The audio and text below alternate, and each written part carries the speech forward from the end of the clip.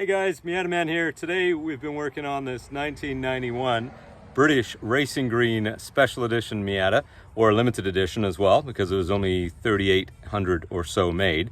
So what we've done is we swapped out the coil assembly there, the strut and the coil.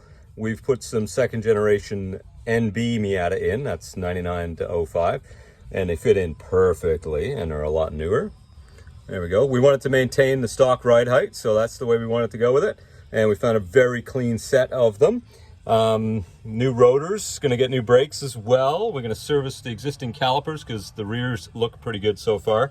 And we've sanded, wire brushed, and painted the subframe, all the suspension components, control arms, and all that good stuff too. So the reason why we had to replace the springs is because they were cracked. Like that.